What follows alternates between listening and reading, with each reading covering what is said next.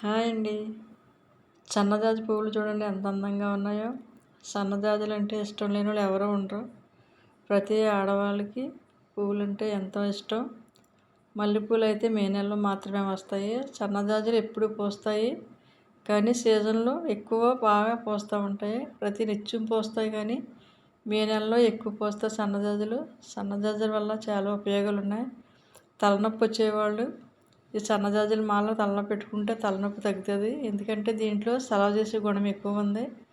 ఎంతో మంచిది సన్నజాజులు మొక్క ఉండడం. చాలా హైట్ పెరుగుతుంది. డబల్ స్టైర్ మీద కూడా మనం పాకించుకోవచ్చు. సన్నజాజి తీగ చాలా పొడవుగా ఎదుగుతుంది. అలా చూడండి అంత పెద్దగా ఎదుగుతుంది. కానీ చాలా పెద్ద మొక్క ఉండేది ఇది మనకు. పడిపోతే మేము కట్ చేసాము, మళ్ళీ చిన్నగా వస్తుంది. నిత్యం పోస్తుంది పువ్వులు. ఎంతో మంచి వాసన, పరిమళం. నైట్ అయ్యేటప్పటికి మనం కోసుకుని పెట్టుకోకపోయినా మన ఇంటంతా మంచి స్మెల్ వస్తుంది. చూడండి గుత్తి గుత్తుల కింద పూస్తూనే ఉంటాయి.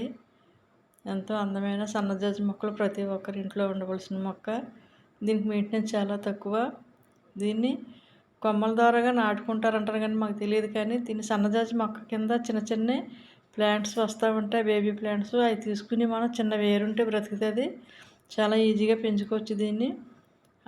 లేకపోతే అంటి కింద పెట్టుకోవచ్చండి. అంటే కిందగా ఉంటాయి కదా చిన్న చిన్న ప్లాంట్స్. దాని మీద మనం మట్టి వేసామంటే, మట్టి వేసి ఏదైనా రాయి లాంటిది బరువు పెడితే దానికి మళ్ళీ ఏర్లు వస్తాయి. ఏర్లు వచ్చిన తర్వాత అది తీసుకుని వేరే చోట వేసుకుంటే దానికి రూట్స్ వచ్చి బాగా బ్రతుకుతుంది. ఈజీగా పెంచుకోవచ్చు మనం. ఇది కొనుక్కో అవసరం లేదు. ఎంతో అందమైన ఫ్లవర్స్. ఈ టిప్ పాటించండి చెప్పాను కదా. అదేంటంటే మనం పువ్వులు పూసిన తర్వాత దీనికి ఆ పువ్వులు పూసిన చోట కొమ్మలు ఎరగదీసేయాలండి. కట్ చేసుకుంటూ ఉండాలి.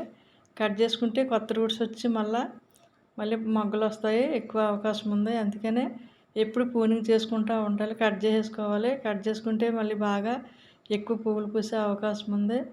దీనికి చీడపీడలు అంటూ పట్టవు. చాలా ఈజీగా బ్రతుకుతుంది. ప్రతి వీటికి మెయింటెనెన్స్ ఎక్కువ, కానీ దీనికి మెయింటెనెన్స్ చాలా తక్కువ. చూడండి కిందకల్లా చాలా చిన్న చిన్న మొక్కలు ఉన్నాయి.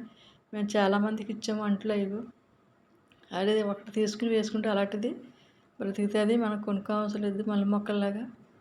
మల్లె మొక్కలు అయితే మే నెలలో ఒకటే పూస్తుంది. నిత్యము సంవత్సరం అంతా పూసే సన్నజాజులు, విరజాజులు కూడా జూన్ నెలలో పూస్తాయి. సన్నజాజి అయితే అలా కాదు. మొగ్గలు చూడండి ఎన్ని వచ్చినాయో. చాలా ఎక్కువ పూలు పూస్తూ ఉంటాయి. ఇది పెద్ద సైజు విరజాజి మొక్కని చూడండి ఎంత మొగ్గలు పెద్ద పెద్దగా ఉన్నాయి. ఫ్లవర్స్ కూడా పెద్దగా పూసినాయి. మేము ఎప్పుడో 5 సంవత్సరాలు అయింది వేసి. చాలా పెద్దగా వచ్చేసింది. వచ్చిన తర్వాత మేము కట్ చేసేసాము. తర్వాత మళ్ళీ చిన్నగా వస్తూ ఉన్నాయి.